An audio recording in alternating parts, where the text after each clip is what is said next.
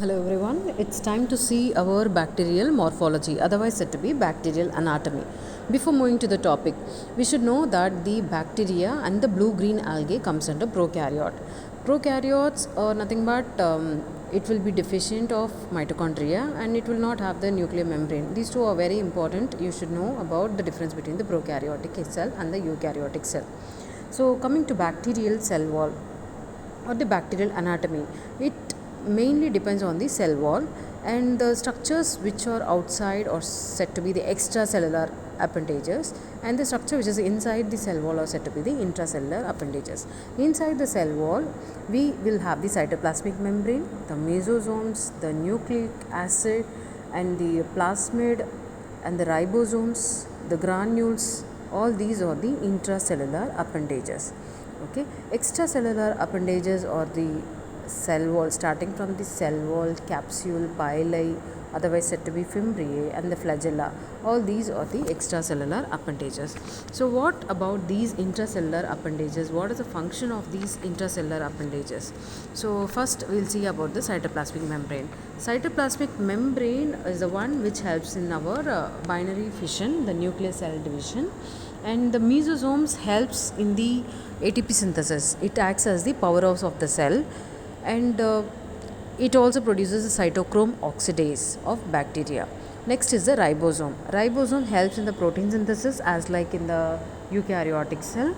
Next is our granules. Granules acts as a food storage, where we can see this granules or the Corynebacterium diphtheriae. The metachromatic granules of Corynebacterium diphtheriae is an example of this granules.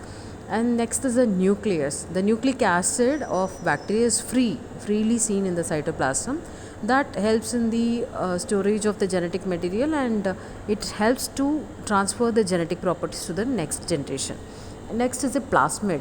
Plasmid is otherwise said to be extra chromosomal genetic material, which helps to have the extra properties like resistance, the antibiotic resistance. All these can be seen in the plasmid, and that can be directly transmitted to the other bacterium through the horizontal transfer. Okay. Next, coming to this cell wall and the extracellular appendages.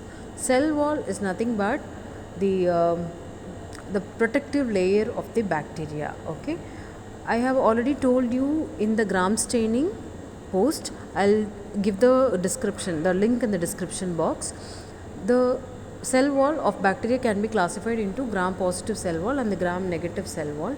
Gram positive cell wall will have the thick layer of peptidoglycan and a teichoic acid. The gram positive cell wall is more thicker when compared to the gram negative, and it is also simple when compared to the gram negative cell wall. Gram negative cell wall has the thin layer of peptidoglycan, the absence of teichoic acid, the lipoprotein is present, very important lipopolysaccharide, the endotoxin is present in gram negative cell wall. It also has more poring channels compared to the gram positive one. And what is this peptidoglycan layer? It has the N-acetyl glucosamine, N-acetyl muramic acid.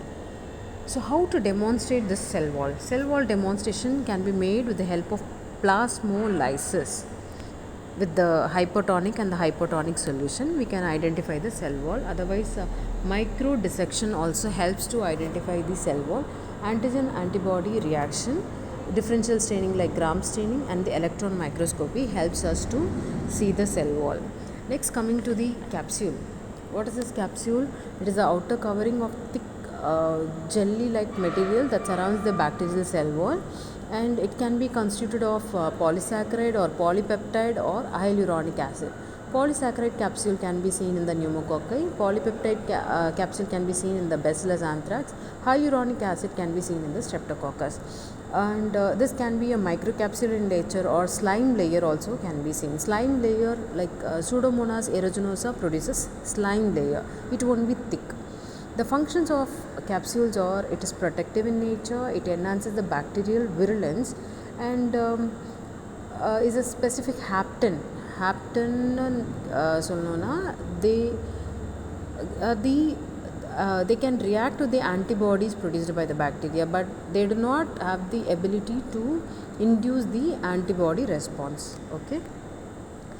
And capsulated organism examples of Streptococcus pneumoniae, Clostridium perfringens, Bacillus anthracis, Haemophilus influenzae, Klebsiella pneumoniae, all these are capsulated bacteria.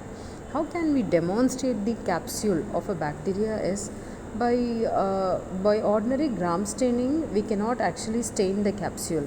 It appears like a halo around the organism in the gram staining, in the positive staining methods. Okay, in the negative staining we can see the capsule very clearly because the vegetative material and the background appears dark because of the negative staining, and the capsule alone looks bright.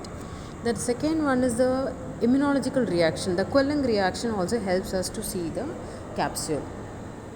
Next structure what we are going to see is the flagella. The flagella or filamentous cytoplasmic appendage protruding through the cell wall. It originates from the cytoplasmic membrane.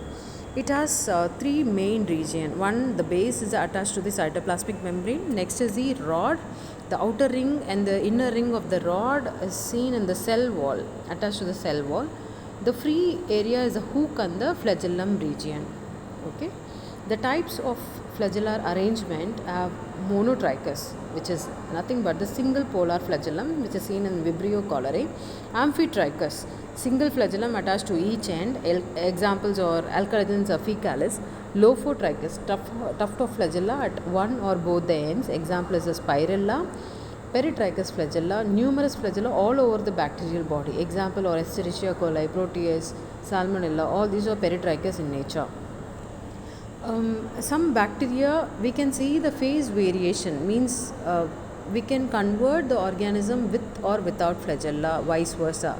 The organism possessing flagella can be removed, and vice versa, the without organism can produce the flagellin also. That is said to be phase variation. Okay, the flagella can be demonstrated by electron microscopy, and this can also be seen by silver impregnation method. By tungstic acid, the flagella appear hollow tubes. Okay. Next is the FIMBRIAE. What is this FIMBRIAE? FIMBRIAE or the thin, very short filamentous appendages, otherwise said to be the PILI. It is made up of pilin. Okay. Many gram-negative bacteria produces this PILI, and it helps in the attachment, and also it helps in the genetic material transfer from one bacterium to another bacterium, forming a sex PILI, otherwise said to be conjugation tube. So the functions of PILI includes addition, conjugation and heme agglutination, attachment of one bacterium to other bacteria. It can be demonstrated by, of course, electron microscopy, and it can be stained negatively by phosphotungstic acid. Okay, finally we are going to see the other form of bacterium. One form is the vegetative form, what we have seen before. The other form is the bacterial spore form.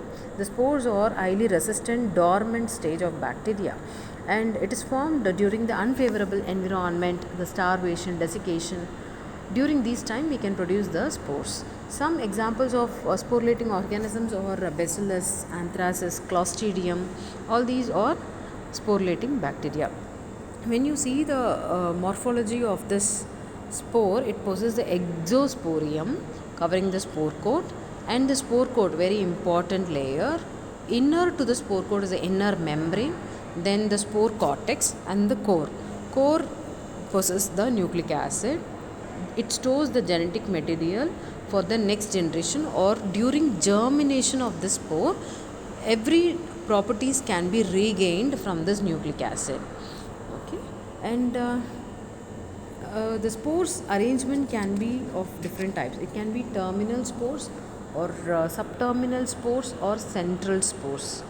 Okay, there can be a bulging spore or a non-bulging spore, that also can be seen. When we see the demonstration of these spores, spores can actually, in the normal gram staining it appears hollow as like our capsule, but we can go ahead with the modified Ziehl-Neelsen technique, and we can also perform the endospore staining technique, which I have already discussed. That also I'll give the description here in the description box. The laboratory use of the spores, or it can be used as a biological control in sterilization techniques. The Bacillus stereothermophilus and Bacillus subtilis spores can be used in the sterilization process as a biological indicator. I have hopefully covered the basics